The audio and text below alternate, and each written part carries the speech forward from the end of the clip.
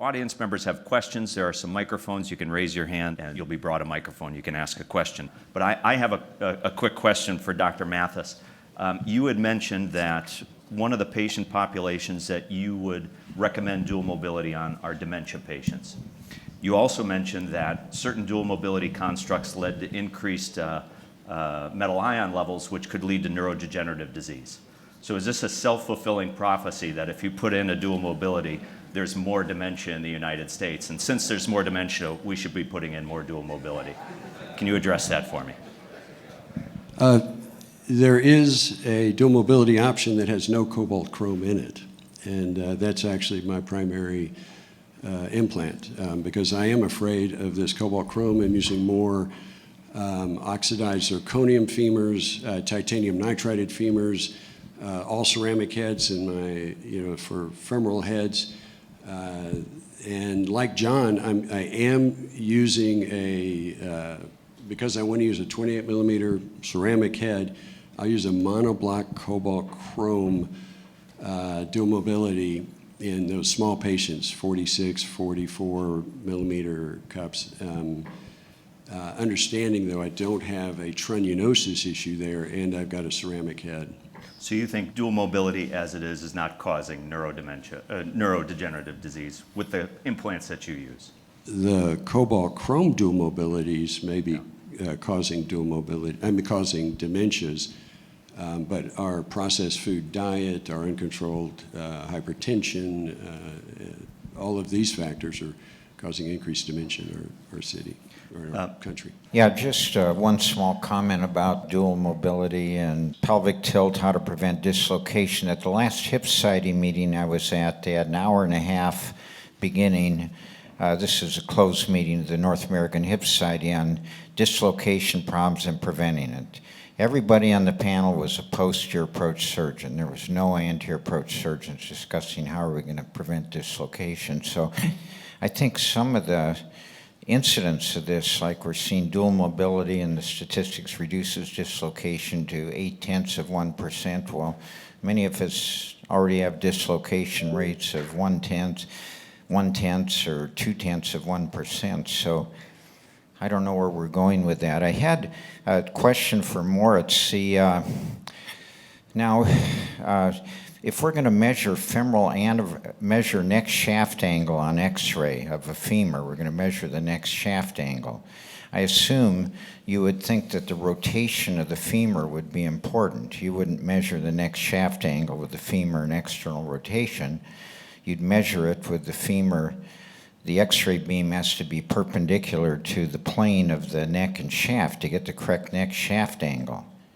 Now, when you're measuring the ellipse angle to the horizontal on an anteverted cup, this is like measuring neck shaft angle on external rotation. As soon as you antevert the cup, the ellipse starts getting more and more horizontal. So the case you showed of the very anteverted cup, the inclination of the cup, the angle to the horizontal is very high. This is a very high inclination cup. The ellipse angle doesn't give you this. Why are you using the radiographic criteria measuring the ellipse angle? Maybe we have to go back to the basic principles of how we measure anteversion and inclination. And I think this is part of the entire problem of the safe zone years ago that has been defined. This is part of confusion about cup positioning. And I can say that after about 20 years of research about pelvic tilt, cup orientation, radiographic measurements, CT measurements, etc., you will always have some variation depending on which definitions you have. So if you have the operative definitions or the radiographic or the anatomical ones, you will have some interaction. And once you change one angle, then in some of the definitions you have to change the other one in addition because they are linked in space. That's one thing which is I think part of the confusion. The second point is why I'm using the radiographic anteversion. That's something that I measure with the fluoroscope. I think it makes sense. You can also calculate the operative anteversion in those cases. I don't think it makes a huge difference at the end if you stay with your inclination about 45 or 40 degrees at the end. But what I wanted to point out is we should need more pragmatic, which means let's forget about all those definitions, operative, radiographic, etc. Let's just talk about the procedure. So if you do the standard procedure in a way that is reproducible and you stay within a more or less defined range of anteversion and inclination, and then you look at the results afterwards, then you should be able to define some kind of safe zone, or I would even call it a safe procedure. So as you've seen, if you have thousands of patients in Switzerland, you have very few dislocations. I'm sure that there has been a lot of variation in terms of cup orientation too. So cup orientation is probably not the big issue in those cases. And that's what I wanted to point out at the end. So I would just reduce it back to the procedure, try to give also the residents and the youngsters a technique that works in the majority of all hips, that is reproducible and that gives them safety without to think about how much do I have to adapt, even with the hip-spine relationship too. So if you have to adapt 10 degrees of anteversion, I don't think it changes a lot during surgery. For me personally, I don't even know if I'm able to put in a cup with a 10 degree of accuracy, you know, with all the inaccuracies that we have in terms of measuring, fluoroscopy, a CT scan, etc. So I think we have to move back to a more pragmatic way of definitions. And if you go back to the literature, we have to be critical and say if somebody talks about anteversion inclination, they need to define exactly which angle they are referring to. I think we have a problem with definitions. We're not using consistent terminology, but the inconsistency I want to point out is when we're measuring anteversion, neck shaft angle, and the femur, we're thinking about the anatomy of that bone, okay? But when you're measuring the cup with measuring the ellipse angle, it's like measuring the femur in external rotation. You're not really talking about where the cup is in space. You're talking about an X-ray image that depends on, that's not accurate really. It's not really giving the, what actually you think of intuitively as inclination is how vertical is the cup. You know, I think we need better definition. I was going to ask Friedrich Boettner just one thing about, sometimes and maybe you can comment, sometimes I've thought about we ought to quit talking about pelvic tilt. I think pelvic tilt doesn't matter, and you implied it a little bit with your saying when you just take the AP X-ray, you're not talking about pelvic tilt. You showed one thing in your slide where you're talking about lumbar spine flexibility. And should we be, and there's an old measurement called lumbar spine index, where you flex and extend the spine and you look in the change of the angle between superior end plate of S1, superior plate of L1, and shows the lumbar spine flexibility, which is usually about 40 degrees. So should we be just talking about measure lumbar spine flexibility as an indicator for are we going to have a stiff spine and forget about where the pelvis is? I don't think it matters where the ilium and the pubis or the anterior pelvic plane is. Would it be better just to talk about lumbar spine flexibility instead of pelvic tilt? I think, Joel, you obviously have right. As a guy that uses C-arm, you can completely forget about pelvic tilt because you're actually putting your cups not in anatomic anteversion but in functional anteversion by using the C-arm. So you can completely disregard if the pelvis is rolled one way or the other, as long as you make sure that the pelvis on the table when you operate the patient is somewhat similar to what that patient is going to be when they stand up. So you're right, we don't have to talk about this. However, as you know, when you look in the industry, there's a lot of people that drive their anteversion based on anatomic plane. You know, any navigation system will do that. They will all use an anatomic plane. Now, these people need to adjust. They need to think about pelvic tilt when they go to bed at night, quite honestly, because you need to know how to adjust the positions. It doesn't come natural. The beauty for us is we take an X-ray with the C-arm and it's solved. The problem is solved. but it's not soft if you use any form of navigation. So that's the first thing. Second question about, whether we should look at a lumbar index. Joel, I would say there's already so much stuff out there that we tried to cover before in the talk. I don't want to add something else. I think as an anterior hip surgeon, you need to understand that in general, if you put your cup controlled by the C-arm and you do a good soft tissue surgery, you're not kind of dissecting everything off the femur and stuff like this, I think in general that hip will not dislocate. And I think most of us high volume surgeons, we are not seeing, we just saw a study that said is 3.5% incident annually of dislocation. That would mean I would see 400 dislocating hips every year. That doesn't exist. So I'm not sure what we're talking about in this literature. Most of us anterior surgeons see maybe, as you said, 0.1%, 0.2% dislocation rates. It's not as big a problem. So I don't think we have to add another index on the lumbar spine where most of us don't know where it is anyway. Real quick, just to pull the audience, who currently thinks pelvic tilt is an issue for your patients? Has Joel frightened you all from raising your hand? Are you kidding me? 2 people think pelvic tilt's an issue? All right, who is currently doing resurfacing? 3 or 4. Who is currently thinking about doing resurfacing now that you've had these talks?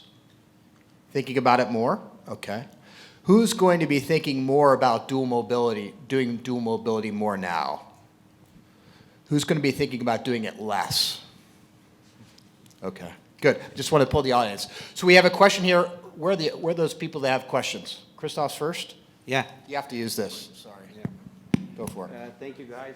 I love this meeting because we also love a little bit of controversy. I don't think it works. Does it work? Closer. Closer? Is that okay? Put it right up hear to the your Belgian? face. If you could just Okay, cover your thank you. whole face with it, that would be great. All right. So I like a little bit of controversy with this meeting. So I always wonder with dual mobility, are we treating the patient or are we actually treating the surgical skills? In other words, you mentioned here a 0.9% dislocation rate in some review papers. Question to the panel. If you would have a 0.9% dislocation rate in your practice, doesn't that really mean that you have to re-evaluate what you are doing as an anterior approach surgeon rather than getting another implant in that adds another modularity to it? I'll take that. Christoph, I agree, and I think the problem here is we're pulling data from multiple surgical approaches from many different surgeons. So as I said, if this was the posterior hip foundation meeting, I think we might have dual mobility banners on the walls and the pom-poms going. But the reality is it's very rarely required because I think the atmosphere which promotes its use is extremely rare, and I think I agree. If you're a 1% dislocation rate, then there's something else wrong. So I think it becomes very valuable. I think the times where I see the dual mobility value is in a multiply operated hip that is maybe abductor deficient, soft tissue deficient, and basically we have to go outside the norm of physiology to try to recreate a biomechanically stable joint. And I think that might be its role. And that's why I think, I agree with Ken, there's not a constrained liner construct that will not fail that we have currently. So you agree you don't use dual mobility for poor surgical technique, correct? Absolutely. So we've got some really talented surgeons that are high volume with gray hair that have really low dislocation rates. But if you look at studies with modern posterior approach and capsular repairs and the bearing surfaces, the differences between posterior and anterior approach across the community are about the same. So we can look at elite, really talented surgeons and go, yeah, you probably don't need dual mobility, but how many of those are in the audience that have 20, 30 years experience? So, and then you put in a hip in a position that's got the right plane, and I'll have a hip in for 12 years, and then they get this multi-levels lumbar fusion, and it starts dislocating. So there are other considerations than we've got them good, and at the first year they haven't dislocated, but they do later in life. We just did a study at HSS looking at exactly this question, because we said okay, anterior hip does dislocate much less than posterior hips. But isn't there also an implant issue here? And if you look at HSS, we have some of the most experienced posterior hip surgeons. They use dual mobility in 12.6% of the cases. even they like kind of think that you need to protect your hip from time to time with a dual mobility liner.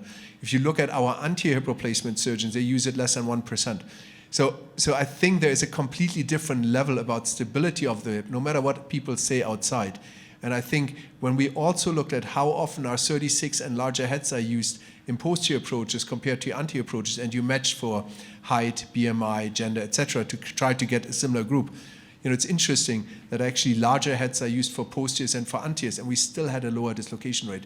So I think there's something about the anterior approach that makes us avoid dual mobility and naturally avoid dual mobility because it is more stable. In Europe, we don't have the money to have all the luxury to have all these nice tools, and maybe I'm not also smart enough to understand the whole spinopelvic mobility thing. A rather pragmatic question, therefore. So if you look at the preoperative X-ray, the assessments, sitting to standing, and during the procedure, we see the pelvis in a supine position. So do we know, are there data telling us whether in a supine position the pelvis is rather in a functional position, rather towards sitting or towards standing? Do you know what I mean? So I want to understand as a surgeon, when I look at this pelvis intraoperatively, how does this pelvis shift relative to what I've measured preoperatively? Are there any data there? I think you're bringing a very interesting point, because something that's even more interesting than people that kind of think about this, take into consideration is, where's my central beam? Because, like when I take a preoperative X-ray, the central beam is usually relatively low. If I take it intraoperatively, when I do a hip replacement and I bring the C-arm in, the central beam is much more over the center of the pelvis. With that, I automatically increase the amount of pelvic forward roll that I will see on any X-ray. So it's something in the back of the mind to keep in mind. But at the end of the day, if you have a 12-inch C-arm, you can take a shot of your pelvis and you get a reasonable idea of how much, what the tilt of this pelvis is in a supine position. And you can match that with what you have preoperatively if you want to. If you have steatopygia, very large, obese, large buttocks, and you're supine, it's tilting your pelvis and spine in a different way than someone that doesn't have a very large buttock. Christoph, are you inquiring, just to be clear, are you inquiring if you have no intraoperative imaging? Is that the question? That's what I thought. Okay, yeah. So I think that's important to know, right? Because I agree. I mean, you need to have some concept of what, we're talking about. You take a standing AP in your office, and then you replicate that standing AP with a fluoroscopy image, and so you're operating on the same orientation. But if you don't have that image intraoperatively, then I think that's a valid question. Do we have any information? And my other question to that is, if you are stuck sitting, stuck standing, whatever it is, what do you do different? What do you do different? Well, I would say that I rarely ever change the tilt of the pelvis when I operate on a HANA table. I don't know, I'm not sure if you operate on a HANA table, but if you do the HANA table, it's probably about what it is standing. But if you use a different type of table, different type of setup, could be different. But for me on a HANA table, I rarely ever think that there's a massive discrepancy using a C-arm between what I saw preoperatively to what I see intraoperatively. That's kind of the question of, like, if you come in an AP pelvis and it's an inlet or outlet, do you change that before you put your cup in, or is that where it is? I personally don't do it, because I also think that you very often on a C-arm see a little bit more of an inlet view just because your central beam is in a different position. Yeah, personally, I match the standing AP pelvis that I saw preoperatively when I'm in the operating room. So I'll modify the tilt or whatever I need to do, or T-berg on the table, whatever it is, to get the pelvis the same. And my main concern, I think, for that was really just about functional wear, not necessarily instability. But my question still, and it's the same question I asked to my colleagues who are posterior approach surgeons who get sit-to-stand X-rays. I say, well, let's say you're stuck sitting or stuck standing. What do you do? What do you change? And there's very little science, and there's a lot of, well, I take a little version out, or I add a little version in, or I do a dual mobility. And I just don't, in this scenario, I think, of trying to solve a problem that I don't see. So one question I have is relaxed seated versus forward flex. That's still undecided. And when we talk about stuck standing, stuck sitting, it's on a relaxed seated sitting position. And there are patients that if you get a relaxed seated position, you can classify as stuck sitting but when they forward flex, they roll forward about 40 degrees. What do you do in that scenario? Because there's really no safe zone there. You put it at 30 standing and make dual mobility maybe. What do you guys do in that scenario? What kind of x-rays do you take to get to that point? So you get a relaxed seated and a standing, lateral, right? And that's the original Larry Dorr definition of stuck standing, stuck sitting. But if you get a forward flex seated position on that patient, lateral sitting, the pelvic tilt will roll forward and they'll have paradoxical forward tilt. So if you calculate your numbers based on the relaxed seated versus the forward flex, it's going to look completely different. What do you do? Where's the middle of the road there? I don't take that x-ray, so I have to say I haven't run into that problem. You're talking about a very specific information that I don't have in all the patients. I don't do these x-rays in all the patients, and I don't see the problems afterwards. So I adjusted exactly with the method that I've been using, and it seems to work. So even if I don't know this information, or I'm not even aware of that, it seems to work. So if you have an expert panel here discussion, what should you adjust at the end? Tell me what I should tell my residents. I don't know what to tell them. I need to teach them a method that works in a vast majority of all cases, even if I have this condition with some patient, and it seems to work. So that's what I mean with a pragmatic approach. So just put this into the black box. You can call me ignorant. You can call me maybe not even competent to define that. But if you put that in a black box and you do it this way, it's going to work. I think that's the important message in this situation. And if you really rely on over a fluoroscope during surgery, that's what I do, you don't run into problems of those cases. Just curious of the audience, who's getting standing and sitting films right now currently? 1, 2, 3, 4, 5, 6, okay, 7. Fritz, you are as well? What was the most surprising thing when, it was very surprising when I started doing this several years ago, what kind of results that I saw in patients. What was surprising to the panel? Fritz, what was surprising to you? The surprising thing for me is how relaxed I kind of discard it when I have an anterior case scheduled, and how nervous I get when I have a posterior case scheduled and think about what can I do to get this hip more stable. That is probably the really surprising thing that I run into, because I personally think you don't need this. Maybe there are some extreme 2Bs, okay, but on the anterior side. But as an anterior surgeon, I only do it to understand that it actually works no matter what the rollback is. You know, for the posteriors, I do it to adjust my component position and to actually adjust my type of implant. I use dual mobility if I have a high-risk patient. For me, they're obvious. You see an x-ray and they're fused all the way up, so I would just add some inclination and some atom to my case. I would not do dual mobility. But the other thing that was surprising to me is how many stiff spines are out there that you can't tell because there's no hardware. Right? For me, that obligates me now to look at that on every single case. So now I'm getting sitting and standings on every single case, and it's changing how I do it, right? It's changed my practice big time once you start looking at it. And to be honest with you, our clinics are so boring right now. We just look at an x-ray and say, hey, this person's got hip arthritis, we need to do a total hip. It is so fun to start looking more deeply into pelvic tilt to see, hey, there are actually people that don't flex at all when they sit down, right? There are actually stiff spines out there that we're missing. And even though we may get it right, the vast majority of time, 98% of the time, 99% of the time, I mean, that's not acceptable to pilots, is it? That kind of success rates, 98, 99%. When I told the head of Delta pilots about bragging about our success rates, he's like, boy, we can't accept that, right? So even though we have these great rates, we pat ourselves on the back and we say we do anterior approach, and our dislocation rates are so low, it's still that one patient. I still have a few patients every year that dislocate because of something that I'm not paying attention to, and I want to fix that. So for me, I'm looking at pelvic tilt. I'm getting sitting and standing. Charlie, can I make one comment about that pilot thing? If I'm a pilot, I get into an A380, and I get into the A380 in New York, JFK, and I get into the A380 at, from a different airline at Frankfurt Airport. It's exactly the same thing. Yeah, failure is not tolerable. But when you come into my practice and there are 30 people walking into the room, they don't all look like an A380. They are not all the same. They have completely different, and I want to really see how a pilot today gets into an F-16 fighter jet, tomorrow into a World War II fighter jet, the next day into a plane that just crashed yesterday. Are they going to get a 100% failure-free, kind of flying record? I don't think so. Right. So we cannot necessarily be compared to airplane pilots because our field is slightly different. Airplanes do what you tell them to do. Airplanes don't smoke.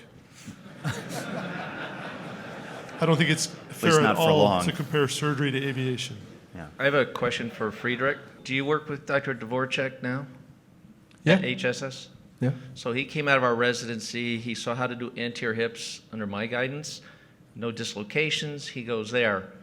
All of a sudden, I'm reading about all this graph he created, the 1-2 spine. So once he got there, did he give up on anteriors, become a posterior guy, have dislocations, and then have to create this whole method that we're talking about that's the posterior hip guy? Or is he doing anteriors and he's trying to solve the problem for the posterior guys? Because unless something's changed, I'm sure if he's doing anteriors, he didn't need to do all this. And then the next question is, in that scenario, I'm an anterior guy. I don't do all of these x-rays to come up with that level because like Dr. Mata, with the technology we're using, that's not a problem we're trying to answer. So from your advice and his advice, is there any reason if you're anterior to do those x-rays, increase the burden to the patient, all that x-ray, extra load in your office, the time, is there any point? Let me answer the second question first.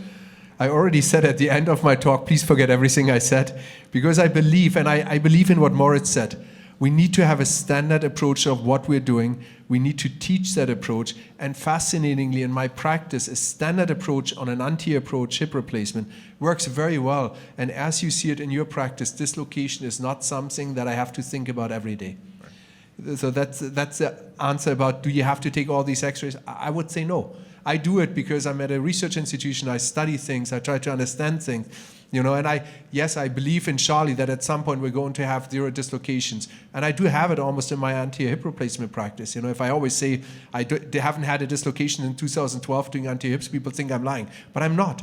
So I think we're almost there with an anterior approach. Now, when you talk about what Jonathan went through in his life, I don't know exactly what he went through, but I have to tell you one thing. When I started my practice at HSS in 2006, I went to Michael Lunig.